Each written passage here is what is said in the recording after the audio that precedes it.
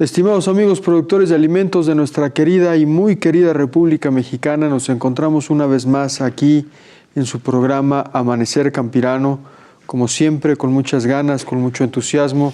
Su servidor Daniel Meiners les saluda y mi compañera Jessica. ¿Qué tal, Daniel? Muy buenos días a todo el auditorio de Amanecer Campirano. Muchísimas gracias por acompañarnos una vez más en este ya viernes 23 de septiembre. Estamos muy puestos y dispuestos para traerles hacia ustedes todo lo que tiene que ver con el sector agroalimentario. Puestos y dispuestos, Jessica. Y si nos recuerdas nuestros métodos de sintonización, por favor. Claro que sí, estamos a través de sus televisiones por el canal 13 de Alba Visión. Muchísimas gracias por su sintonía. También nos pueden escuchar en radio a través del 1150 de AM en la Ciudad de México. En Guadalajara, Jalisco, estamos en el 1120 y en Monterrey, Nuevo León, a través del 600 de amplitud modulada. Y si ustedes gustan vernos a través de redes sociales, por supuesto también lo pueden hacer en Facebook, a través de la página de Acústica Noticias. Estamos transmitiendo completamente en vivo y también en nuestras redes de Instagram, Twitter, TikTok. También tenemos TikTok para que vayamos allá a hacer algún bailecito, ¿te parece? A tiktokear. A tiktokear. Ahí estamos también. Y por supuesto en las plataformas de streaming, en YouTube y en Spotify, para que en cualquier momento, cuando usted guste, pues ahí puede escucharnos también y vernos, por supuesto. Personal de la Secretaría de Marina y Armada de México y la CONAPESCA iniciaron estrategia de vigilancia e inspección a embarcaciones menores durante el levantamiento de la vida del camarón en los sistemas lagunares y aguas marinas del Océano Pacífico mexicano, desde la frontera de Estados Unidos hasta los límites de Guatemala. Esta acción se llevará a cabo hasta el próximo 27 de septiembre con unidades de superficie de alta mar, patrullas interceptoras, personal de Infantería de Marina, inspectores y oficiales federales de pesca de las bahías de Oiva, Topolobampo, San Ignacio, Santa María, Lechuguilla, así como la franja costera desde Topolobampo hasta Alta Sinaloa. En el marco del proyecto estratégico Atención a la Sequía Agrícola, la Secretaría de Agricultura y Desarrollo Rural apoyará en Zacatecas a productores agrícolas con 1,000 pesos por hectárea y hasta 10 hectáreas por productor para la adquisición de semilla certificada de avena. Con la asignación de estos recursos para la adquisición de semilla de avena, se cumple con el compromiso de apoyar a los productores de las zonas en las que se registró el retraso por las lluvias y donde se tiene mayor necesidad de forrajes.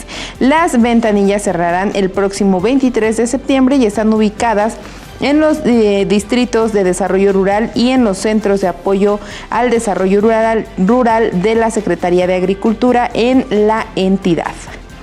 En el 2021, México se consolidó como el séptimo exportador de productos de origen animal, ya que 139 empresas tipo Inspección Federal, mejor conocidas como TIF, exportaron alrededor de 588,000 toneladas de cárnicos de bovino, porcino y ave a 65 países, 5.5% más que en el 2020, lo cual representó la entrada de divisas al país por más de 3.324 millones de dólares. Tremendo dato. La dirección del Senacica, Francisco Javier Trujillo, resaltó que se trabaja para consolidar mayores exportaciones de carne de bovino y porcino a China, en particular para abrir el mercado de vísperas de ambas especies, lo que representa una oportunidad para las empresas certificadas. Por cierto, hoy tendremos entrevista con el representante de la Cámara de la Opormex. Así ¿verdad? Es. Seguramente será tema a tratar en la entrevista.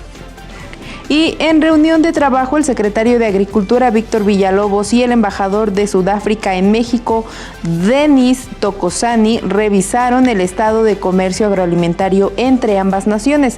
Asimismo, acordaron fortalecer la cooperación tecnológica y científica para impulsar el desarrollo de sistemas agroalimentarios más resilientes ante los retos que impone el escenario internacional. Los principales productos que se exportan de México a Sudáfrica son cerveza, tequila, partes de plantas, licores con agave, preparaciones para animales, pimienta, aceite de ajonjolí, preparaciones de cacao, aguacate y preparaciones alimenticias, mientras que hacia Sudáfrica se importan semillas de cebolla, hortalizas y de brócoli, manzanas, pieles de caimán, partes de plantas, aceites esenciales, grasas, aceites y aceite esencial de toronja. Jessica, estas fueron las noticias más importantes del sector agroalimentario. Esperemos hayan tomado nota y sirvan para que se mantengan ustedes en el contexto nacional e internacional. Y si estás de acuerdo, vamos a pasar a la entrevista del día de hoy. Hoy nos centraremos en el tema pecuario, en el tema de específicamente producción de cerdo. Tenemos la oportunidad de entrevistar a Heriberto Hernández, quien es presidente de la OPORMEX, que es la Organización de Porcinicultores Mexicanos, y quien nos viene a platicar de un incremento que se está dando en el sector, un incremento en términos de producción. Bienvenido, Heriberto. Muchas gracias por la invitación. Un saludo a todo el auditorio. Al contrario, muchas gracias a ti por tomarte el tiempo de platicar con nosotros y con los amigos de aquí que nos sintonizan en este su programa Amanecer Campirano. Ponnos en contexto, Heriberto, ¿cómo está el sector de la producción de cerdo en el país? ¿En qué lugar, en qué estado, en qué estadio nos encontramos actualmente? Pues me voy un poquito atrás a la parte coyuntural de la pandemia de hace ya prácticamente 3 años, el 2019, que tuvimos la pandemia, pero creo que la pandemia nos vino a retar mucho a la industria porcina. Si bien veníamos creciendo, eso nos hizo, con el desplome de los mercados locales, tuvimos que buscar mercados alternativos de exportación.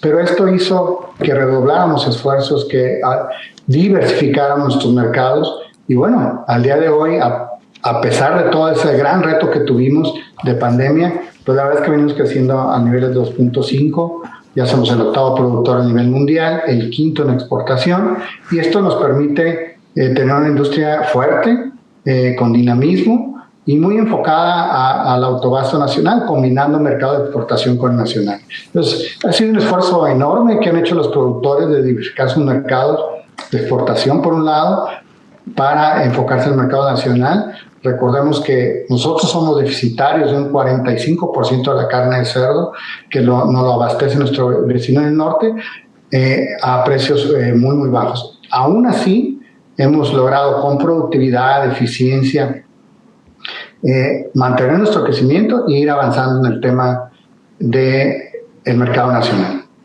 Marcas un parteaguas con el tema de la pandemia, y no es para menos. Seguramente no solo en los cerdos, sino en muchos otros productos la pandemia vino a marcar un parteaguas. Pero antes de la pandemia, ¿cómo estaban los números? ¿Hacia dónde se enfocaba? Entiendo por lo que me acabas de decir que pospandemia exploraron la exportación. Antes de la pandemia estábamos en el mercado nacional. ¿Cómo estaba estructurada la industria antes de la pandemia y cómo ha modificado hacia posterior de la pandemia? Sí, mira, antes de la pandemia ya veníamos exportando, sobre todo el mercado de Japón, que era un mercado que paga valor agregado, y el resto lo comercializamos en México. Pero la pandemia nos vino a retar en varios aspectos. Una fue el mercado nacional, que prácticamente, y recordemos que el inicio de la pandemia para la industria porcina fue devastador, puesto que empezó justo en el tiempo de Cuaresma, cuando traemos consumos más bajos de cerdo.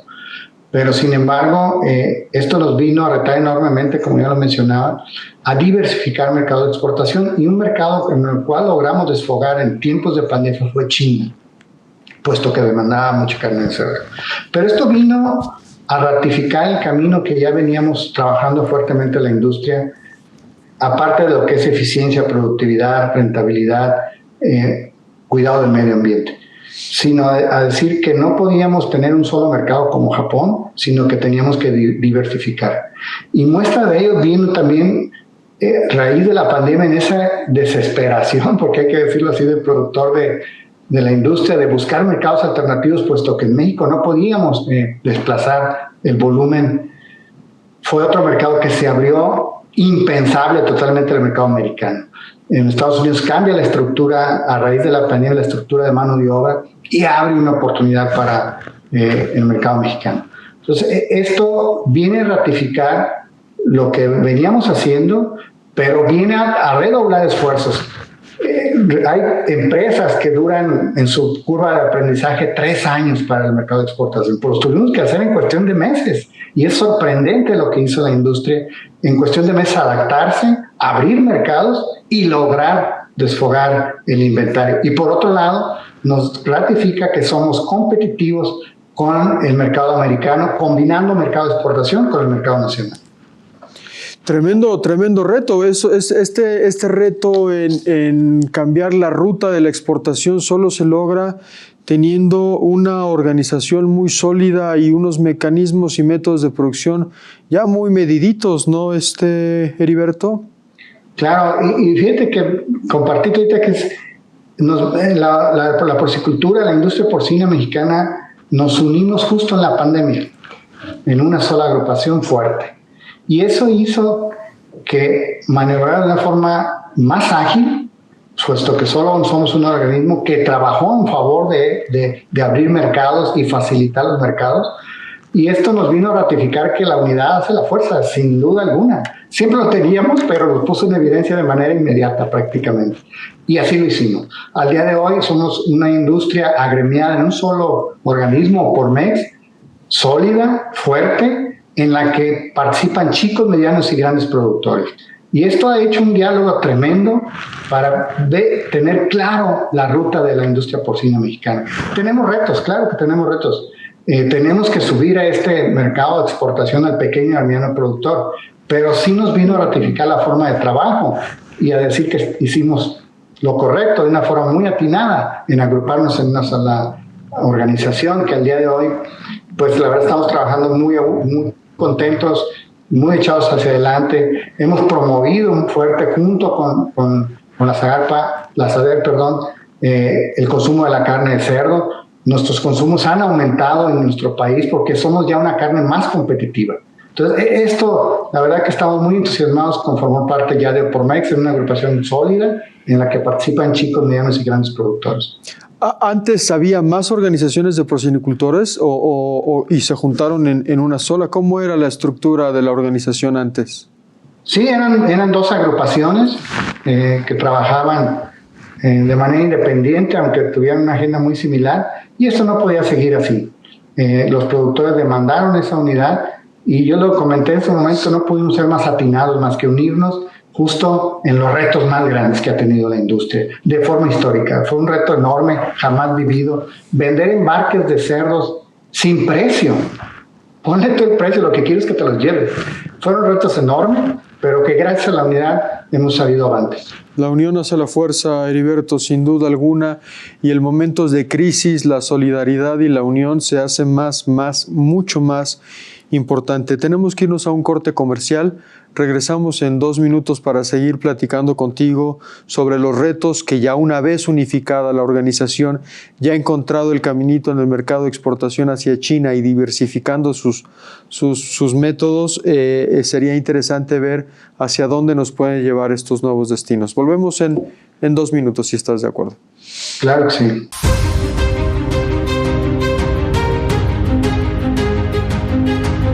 Estamos de vuelta, estimados amigos productores de alimentos y ahora de manera específica a nuestros amigos productores de carne de cerdo.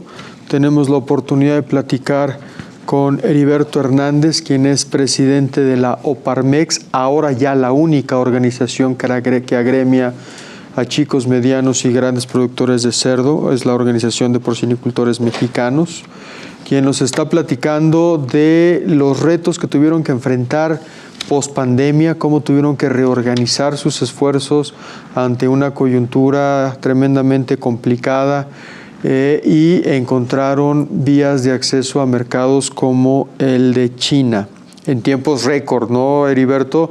Organizaciones que normalmente uno tiene que estar planeando en años, un año, año y medio. Nos platicabas que ustedes por las coyunturas se tuvieron que ver en la necesidad de hacerla en 3 meses. Tremendo reto organizativo. Sí, definitivamente, no, de 3 a 6 meses nos costó más o menos, pero realmente fue algo titánico que la industria hizo de buscar mercados. Logramos desfogar alimentario a China, pero también accesamos el mercado americano. Es un mercado que yo creo que veíamos inalcanzable totalmente, y se abre la oportunidad al mercado americano. Hoy ya estamos dentro de los 3 principales proveedores de carne de cerdo de Estados Unidos. Heriberto, te saluda Jessica Mirón. Hablando justamente de números, cuéntanos cómo fue, si hay algún tipo de crecimiento desde la pandemia hasta ahorita, y si es más el crecimiento de consumo nacional o hacia las exportaciones. Sí, gracias, Jessica. Primero, el consumo se nos deprimió. Traíamos consumos de 19,5, 20, algunas estadísticas, y se nos deprimió hasta niveles de 17 kilos. Pero ya ahorita, pospandemia, gracias a la competitividad que tiene la carne de cerdo mexicana de calidad, hemos ya logrado, hay estadísticas que nos dicen que andamos sobre los 23 kilos per cápita. Esto es realmente muy, muy alentador. Y también los estados que estamos dentro de Pormex hemos trabajado fuerte en la promoción y la difusión de las buenas prácticas de la industria y las grandes bondades de la carne de cerdo. Entonces ahí va creciendo el tema de consumo per cápita. Y en tema de producción, hemos venido creciendo ya respecto a 2021 a 2022 alrededor del 2%. Sí, traíamos en estas fechas alrededor de 1.090.000 toneladas, ya traemos 1.120.000 toneladas. Esto permite un crecimiento alrededor del 2%, y vamos a seguir creciendo. Vienen retos bien importantes, pero sin embargo confiamos mucho en lo que estamos haciendo. Viene el reto fuertísimo del tema de insumos. Siguen los granos en una incertidumbre tremenda, hay unos precios elevadísimos, las pastas igual. Vienen retos de costos muy, muy fuertes por el tema de inflación global, pero sin embargo creemos que hemos hecho la tarea para estar lo mejor situados posible para seguir creciendo en nuestra industria y atender nuestro mercado nacional. Y tenemos todavía por delante un 45% de déficit con respecto al mercado interno. Eso abre una oportunidad de un mercado enorme en el mercado nacional, ¿no? Y yo quisiera preguntarte, competitivamente hablando, con el cerdo de Estados Unidos hacia el cerdo de México, ¿cómo andamos en calidades, en volúmenes? Pues mira, en calidad somos muy competitivos. Nosotros, de hecho, un mercado muy exigente que es Japón, nos ha aceptado muy bien y hemos trabajado fuertemente con Japón. El detalle con Estados Unidos es que de forma técnica, principalmente toda esta importación viene de pierna de cerdo.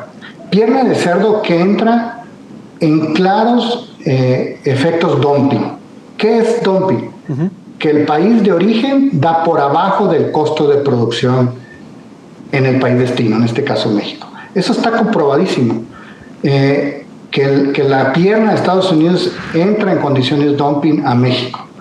En Estados Unidos la pierna de cerdo no es un producto de valor, y esto hace que manden a México la pierna sacada del canal con todo y piel, y la manden en combos de 2,5 toneladas y sea un precio depredatorio para nuestro mercado. Sin embargo, con esas condiciones hemos entendido bien que esas son las condiciones que tiene nuestro mercado de carne de cerdo y que tenemos que hacer un esfuerzo. ¿Y cómo? Combinando el mercado de exportación con valor agregado para que nos permita exportar más o menos el 20% del cerdo, y el 80% del cerdo se queda aquí en México de forma competitiva con esa pierna de cerdo. Ha sido un reto enorme. De hecho, la porcicultura en el 94, al inicio del Tratado de Libre Comercio, pues todos pensábamos que íbamos a desaparecer, porque nos ponían a competir con un mercado mucho más desarrollado, más competitivo. Y sin embargo hemos hecho la tarea en forma de eficiencia, de productividad, alimentación, instalaciones, genética, y hemos logrado ser competitivos al grado que estamos hoy compitiendo directamente en los mercados más exigentes. Desgraciadamente en ese inter se fue más del 55% de los productores, pero bueno, seguimos de pie y creciendo fuerte en la producción. El 55% de los productores entró en crisis. en quiebra total. Se fueron el 55% de los productores. ¿De cuántas cabezas estamos hablando más o menos en términos de producción? Híjole, sería muy complicado decirte, puesto que sabes que las estadísticas... Pero, olvidemos el dato de número de cabezas, pero el perfil del productor que entró en crisis, ¿fue el pequeño, fue el mediano o fue el grande? Definitivamente fue el pequeño y mediano productor. Por decirte, te voy a dar un caso tal cual. Yo soy del Grullo Jalisco. En mi asociación, en el 94, había alrededor de 50 socios, productores pequeños. ¿Y hoy? Al día de hoy somos 12 socios. No, pues. Y eso se replica en todos los estados del país. Y bueno, eso ha sido, y ha habido una consolidación de la industria de manera fuerte. De hecho, lo hemos expuesto mucho. No queremos que la industria se consolide más. Tenemos que apoyar fuertemente al pequeño y mediano productor para meterlo a las economías de escala y ya no desaparezca ni un pequeño productor más.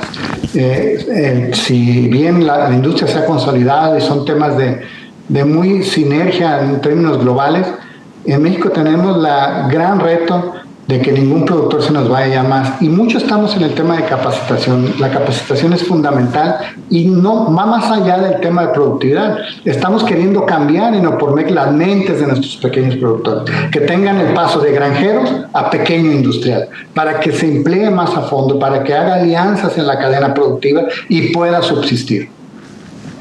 Heriberto, justo hace unos días tuvieron su tercera sesión ordinaria, si no me equivoco, tercera Asamblea General Ordinaria.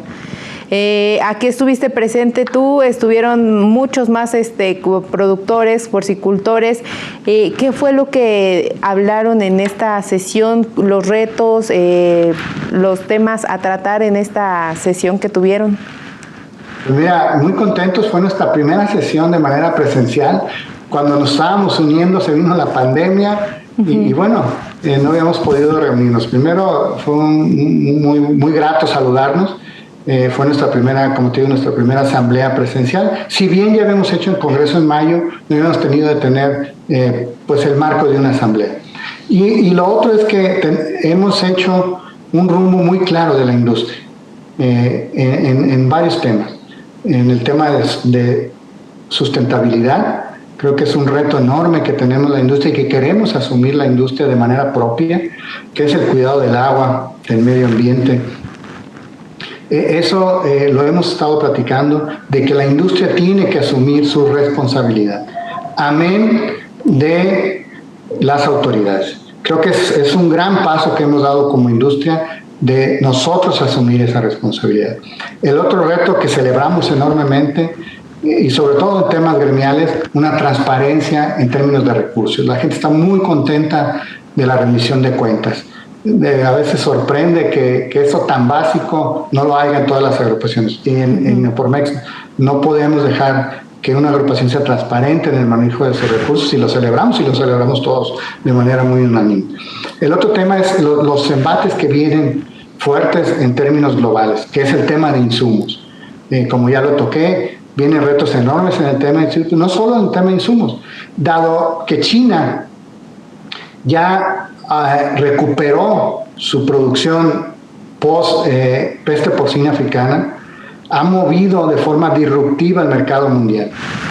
Países que estaban enfocados a la exportación a China, como es España, como es Brasil, pues ya no tienen ese mercado y han abaratado, ofertando a mercados muy atractivos como es el de Japón, mucho producto. Y esto ha bajado de manera drástica los precios internacionales en esos países, de tal forma que nos pone retos enormes en ese sentido. Y también tenemos embates de esos países hacia México en temas de importación.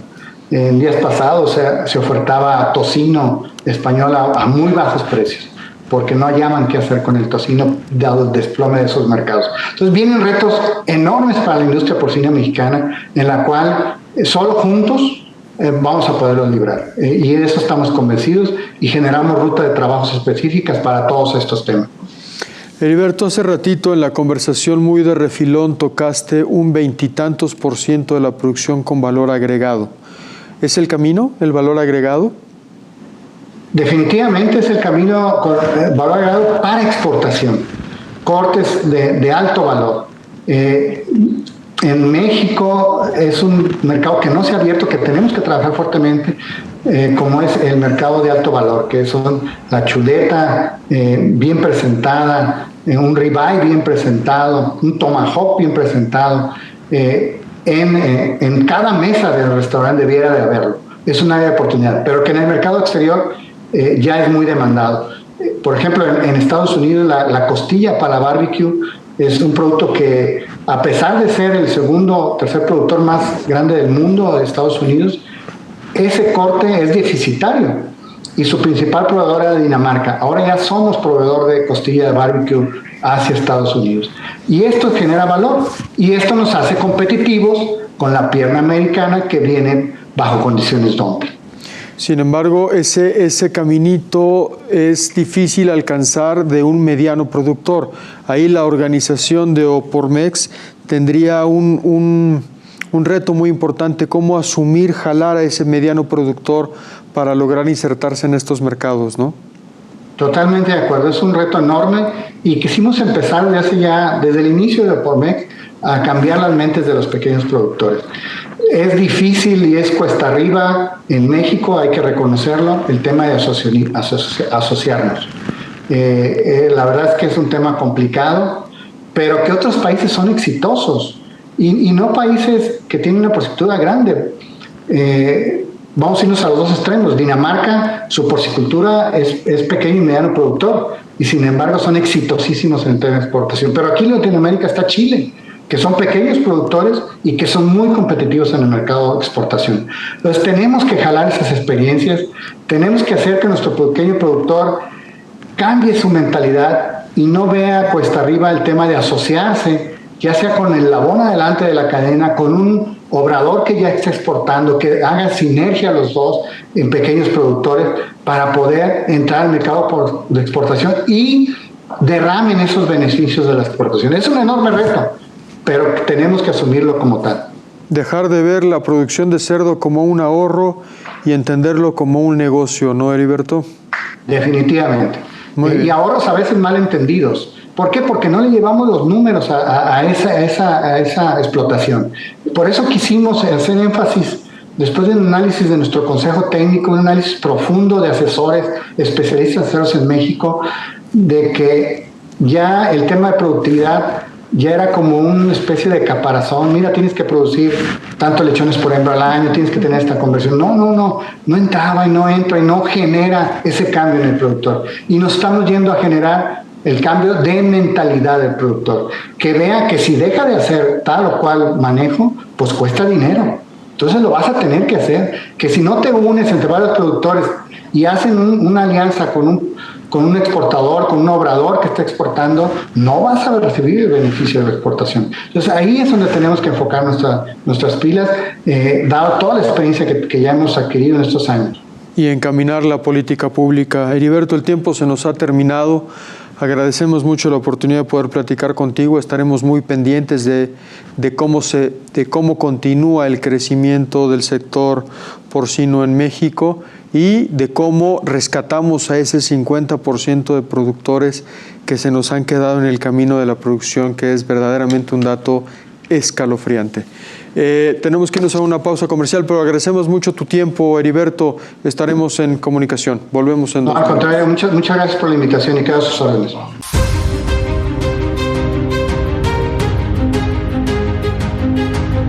Estimados amigos, estamos de vuelta después de una breve pausa comercial y después de haber escuchado una entrevista muy interesante sobre las exportaciones de carne de cerdo a China y a otros países en una curva de aprendizaje muy corta, pero muy efectiva. Si estás de acuerdo, Jessica, vamos a nuestra querida sección y gustada sección Empieza con todo. Claro que sí, Daniel, auditorio. En este día vamos a hablar de un tubérculo, todos sus beneficios y que precisamente este tubérculo en especial es muy consumido en México, pero más allá de de ponerlo en la dieta, o sea, sí lo ponemos en la dieta mexicana, en la dieta de los mexicanos, pero pues bueno, es de esas partes de la dieta que no nos gustan o que no deberíamos, porque las papas las preferimos fritas. Vamos a hablar de la papa. La papa es el tubérculo del género Solanum, formado por otras 1000 especies como el tomate y la berenjena. Es originaria de América, específicamente de la región sur, en donde se ubica la zona andina, que pertenece a los países de Perú, Ecuador, Bolivia y Chile, y aunque también se ha podido demostrar que algunas variedades silvestres son originarias de México. La papa está ubicada entre los primeros 4 cultivos de mayor importancia en el mundo, solo después del arroz, el trigo y el maíz. Y México es el 7º lugar en cultivo más importante de este tubérculo. Se produce todo el año a nivel del mar y en altas altitudes. Se cultiva en 22 estados de la República, principalmente hacia el norte y noreste, en Sonora, Sinaloa, Veracruz, Nuevo León, partes del Estado de México y de Puebla. La variedad más consumida en México es la papa alfa, aunque también contamos con variedades criollas como las papas López, Leona y Amarilla de Puebla. Este cultivo tiene un fuerte impacto económico en las zonas rurales donde se desarrolla, por lo que consumir papa apoya a los pequeños productores. ¿Pero qué nutrimentos nos aporta consumir las papas? Bueno, la principal característica nutrimental es que es una excelente fuente de energía, al mismo tiempo que provee vitaminas, minerales y fibra. Una papa de tamaño mediano contiene una gran cantidad de potasio y casi la mitad de la vitamina C necesaria a diario para los adultos. También es una fuente importante de vitaminas del complejo B y minerales como el fósforo y el magnesio. Además, contienen una gran variedad de antioxidantes, entre los que se encuentran los carotenos y los flavonoides, que protegen a las células de la oxidación de sus membranas por acción de los radicales libres, evitando algunas enfermedades crónico-degenerativas. El poder antioxidante es mayor, o lo podemos encontrar mayormente en las cáscaras rosadas de la papa de cambray. ¿Cómo se recomienda consumir las papas? Bueno, pues es importante evitar comprar papas con coloración verdosa, ya que contienen una sustancia llamada solaline, que es un componente que llega a ser tóxico para el ser humano y que puede causar dolor de cabeza, diarrea y otros síntomas. Se recomienda guardar las papas en un lugar seco, oscuro, en una bolsa de papel y que no se refrigere, ya que al entrar en la refrigeración, el desdoblamiento del almidón de azúcar afectará el sabor y, por supuesto, el color. Además, se recomienda conservar las cáscaras para aumentar el consumo de fibra. Y contrario a lo que se piensa, la papa no debe considerarse una verdura debido a su alto contenido en almidones, que se brinda un contenido mayor calórico. Y en nutrición se clasifica en el grupo de los cereales y los tubérculos. Ahí está la acción de la papa. Si ustedes gustan consumirla, pues hay de diferentes formas, de diferentes tamaños, de diferentes categorías. Yo la prefiero en puré de papa. También, fíjate, mi hermana hace un puré de papa bien rico y es lo que más me gusta consumir, o la forma en la que me gusta consumir la papa.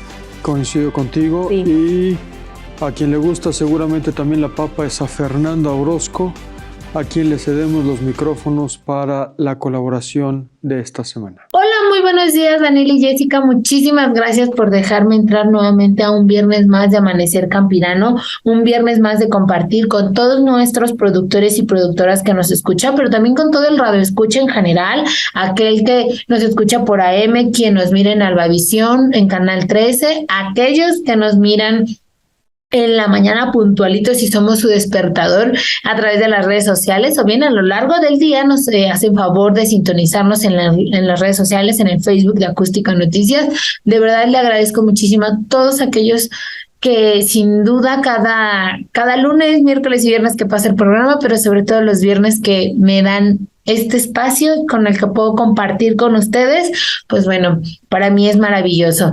Y quiero mandar una felicitación, por supuesto, a nuestras y nuestros productores de los estados del sur sureste, principalmente de Tabasco, porque son los mayores productores de este producto, del cacao.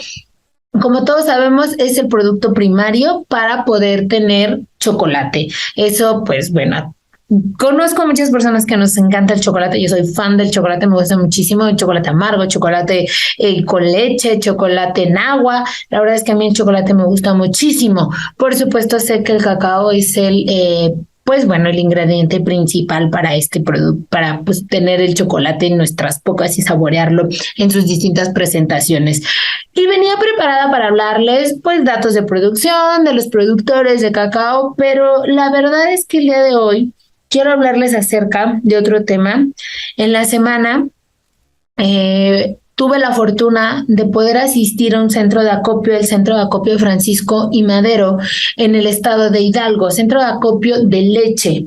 Estoy hablando del programa de precios de garantía de Segalmex, bueno, que pertenece a estos programas prioritarios que estaba impulsando este gobierno. Y la verdad es que pues yo fui a conocer a los productores, a ver cómo estaba operando este programa y regresé con un sabor de boca tremendamente increíble. Como siempre, para mí, poder estar de la mano con los productores, poder platicar con ellos, poder compartir con ellos, en este caso compartir el desayuno con ellos, y de verdad son personas increíbles. Mi reconocimiento a todos los ganaderos lecheros que se dedican a la leche, principalmente a estos 5 productores que yo conocí. Son personas realmente loables, realmente increíbles. Son trabajadores que sin ellos nosotros no podemos disfrutar de un rico vaso de leche, y que sin su esfuerzo y sin su trabajo, creo que México no sería este México cálido, este México que impulsa, este México que gobiernos van, gobiernos vienen, pero que su gente, que sus productores del campo no se cansan de estar ahí, no se cansa de echarle ganas a la tierra, como ellos dicen, del amor que le tienen a la tierra. Pero además de esto, que es increíble, además de estos productores que son tremendamente increíbles, por el trabajo que hacen, que es muy pesado, también me traje una extrema sorpresa al saber y al darme cuenta que cuando uno hace su trabajo con amor, todo sale, todo fluye y todo está bien. Y de verdad, en esta cápsula quiero hacer el reconocimiento a los trabajadores del Centro de Acopio Francisco y Madero del estado de Hidalgo, trabajadores de Segalmex Liconza, porque de verdad hacen un trabajo increíble. Tratan a los productores como parte de esto, como asumiendo realmente su rol de servidores públicos, y de verdad hacen un trabajo increíble. Sin duda alguna, el encargado del centro de acopio, Jorge Moreno, a quien le mando de verdad un abrazo y a quien le agradezco enormemente las facilidades que me dio para poder estar presente pues en esta jornada laboral que tuvieron, pero también a su laboratorista de análisis químicos, porque de verdad me explicó a detalle cómo se tienen que hacer las pruebas que le hacen a la leche que traen los productores o que llevan los productores al centro de acopio, y te lo explica paso a paso. Son diferentes etapas que en esta cápsula no me va a dar tiempo, desafortunadamente, de explicarles cómo va todo, porque más allá de explicarles que la leche Liconza, Segalmex Liconza, la leche que ustedes consumen en lecherías, pero que también podemos encontrar en tiendas de conveniencia,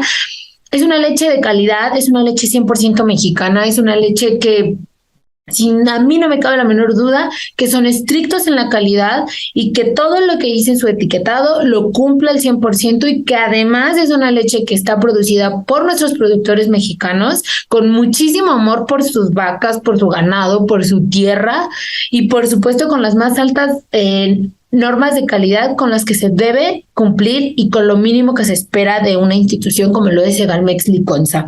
De verdad, yo estoy impresionada, porque también entre la sinergia que yo miré entre los productores y los trabajadores es maravillosa.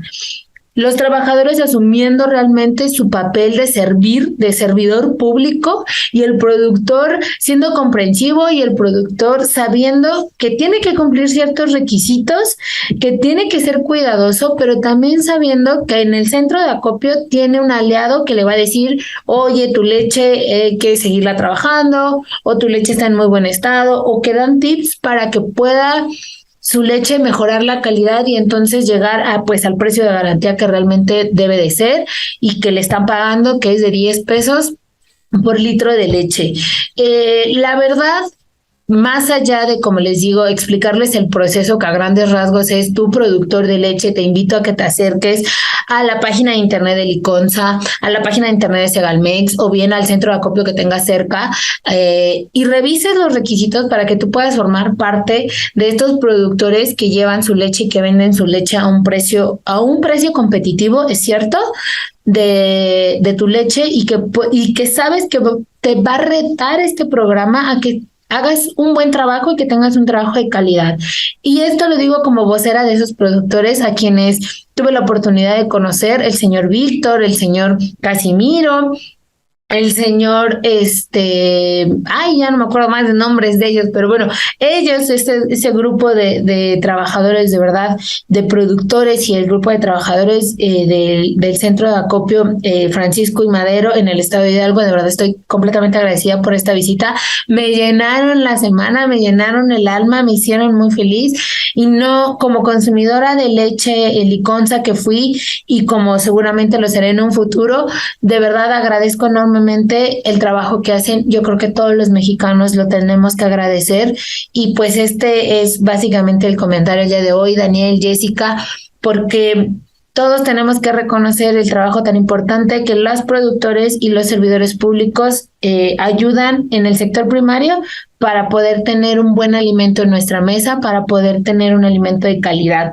Y hoy, sin duda alguna, yo de propios ojos, de propia mano, de presencia, les puedo decir que la leche Liconza, Segalmex Liconza, está haciendo un trabajo increíble. Tiene trabajadores capacitados y por supuesto que están listos para recibir a todas las productoras y los productores de leche y de granos básicos. Por supuesto, en su momento iré a hacer alguna colaboración con granos básicos para traerles a ustedes información que pues les dé seguridad como productores y a nosotros como consumidores de los productos de que están hechos con calidad y con el trabajo que debe de ser. Hasta aquí este tema, hasta aquí el día de hoy. Celebren con una tacita de cocoa o cómanse un granito de estos de cacao y con leche Liconza también acompáñenlo. Muchísimas gracias por dejarme entrar a sus hogares un viernes más. Que tengan un excelente fin de semana y nos vemos el próximo viernes. Como siempre, Fer, muy agradecidos estamos de tus colaboraciones y de tus aportes. Las tomamos con mucho interés y es tiempo, Jessica, de irnos a una muy breve pausa comercial.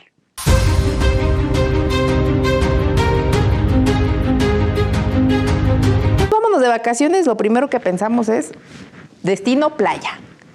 Y hoy les traigo una opción que estoy segura, Daniel, les va a gustar muchísimo. Es de las Rivieras, es la Riviera Nayarit. La Riviera que yo creo que todo el mundo quiere visitar, además de la Riviera Maya, obviamente, pero la Riviera Nayarit es otro mundo, otro contexto que también se disfruta muchísimo. Vámonos al turismo rural, a la Riviera Nayarit.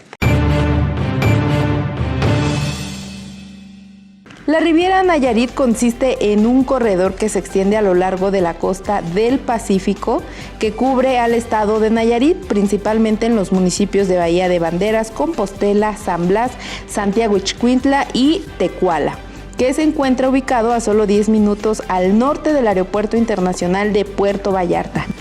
La Riviera Nayarit se extiende desde Nuevo Vallarta hasta la boca de Teacapán. Sus principales atractivos turísticos son las hermosas playas y regiones naturales que se extienden a lo largo y ancho de esta riviera. La larga franja costera que ocupa la Riviera Nayarit se compone, entre otros, por las principales playas y los siguientes destinos, caracterizados por sus grandes hoteles y una gran flora y fauna a lo largo de la costa. San Blas, jarretaderas, flamingos, bucerías, la Cruz de Huacachantle, Punta Emita, Litibú, Sayulita, San Francisco, Los de Arcos, Rincón de Guayabitos, La Peñita de Jaltemba, el Capomo, Bahía de Chacala y Playa Platanitos. Entre las zonas arqueológicas que podemos encontrar en la Riviera Nayarit, pues está Altavista, Aticama, Bucería, Sayulito, San Francisco, Los de Marcos, Los Ayala, Rincón de Guayabitos, La Peñita de Jaltemba y Las Varas y San Blas.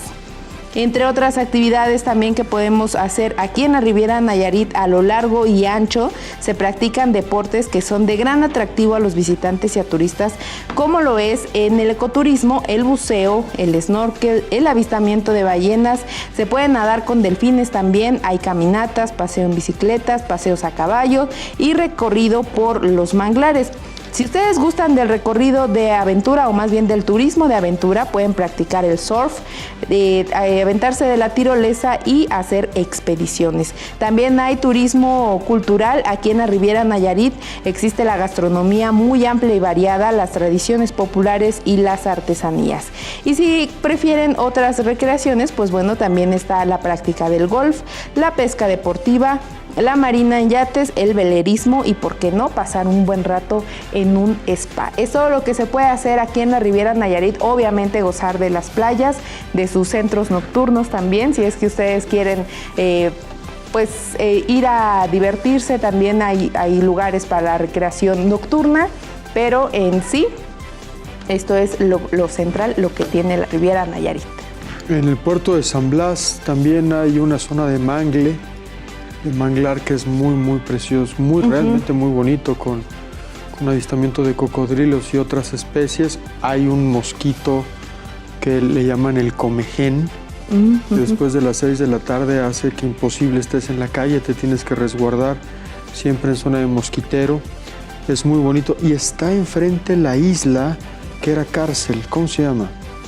¿Las Islas Marías? Las Islas Marías, sí. Que antes era cárcel y ahora es un centro turístico. Recientemente lo acaban de hacer centro turístico, enfrentito de las costas de San Blas. A mí me tocó conocer cuando todavía era cárcel y era muy conocido porque era muy recurrente que se corrían los rumores de que se habían fugado y habían cruzado nadando y todas las historias que se hacían alrededor de esto. Y de chiquillo mis papás me mandaban, nos íbamos a acampar al Rincón de Guayabitos. Me acuerdo que ella es una zona de camping. Sí.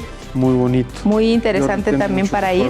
Fíjate que hablabas del manglar de San Blas. San Blas. Lo visité yo en una ocasión y sí, definitivamente el recorrido en lancha también es es pasar por el manglar, ver a los cocodrilos también tan cerca y que no te hagan nada. Puedes nadar y te separa solo una red, ¿no? Solamente una red, y definitivamente visiten la Riviera Nayarit o el punto que ustedes gusten de cualquiera de estas partes de la Riviera.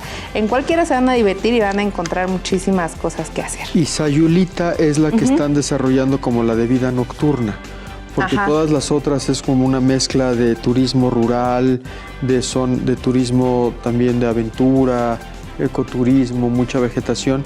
Y en Sayulita y el Nuevo Vallarta es donde están concentrando pues los bares, las discotecas, ¿no? Y ahí está, Daniel, pues ya estamos finalizando este programa y por supuesto esta semana muy interesante también en cuestiones de todos los temas que tocamos, Segalmex, los porcicultores que tuvimos hoy también. Sí, claro, como siempre queremos un programa muy completo, con turismo, con la papa, con la carne de cerdo, las noticias, la entrevista. Realmente muy contento de volver a participar en el programa contigo y con nuestros amigos productores de alimentos, a quienes les agradecemos como siempre el favor de su atención, su persistencia y su asistencia en este programa, ¿no, Jessica? Y también, Daniel, recordar pues el tema de las tortillas que tratamos a lo largo de esta semana. El lunes lo tuvimos aquí en Amanecer Campirano, tú también ya lo tuviste en Acústica Rural y pues bueno, resaltar también este tema muy interesante, ¿no? Sí, sin duda, tuvimos la oportunidad también de platicar en Acústica con él, un tema de relevancia tremenda. Siempre la tortilla va a ser un tema de importancia nacional, un tema con enfoque presidencial, con las instituciones muy atentas a esta situación, y los transformadores a tortilla levantando la voz diciendo, oigan, nosotros necesitamos mejores condiciones de trabajo, y sin duda había que prestarles un espacio para que ellos lo manifestaran. Pero como esa otras muchas entrevistas, ¿sí? La verdad es que nos hemos caracterizado, creo yo, por tener interesantes temas siempre en entrevista, además, como siempre, de las secciones de su programa Amanecer Campirano, que por el día de hoy se termina. Así es, agradeciéndole siempre el favor de su atención, que nos sintonicen, que nos escuchen y que por supuesto nos vean a través de nuestras redes sociales. Esto fue Amanecer Campirano, muchísimas gracias. Yo soy Jessica Mirón. Y yo soy Daniel Meiners y estaremos aquí en la siguiente emisión. Hasta la próxima.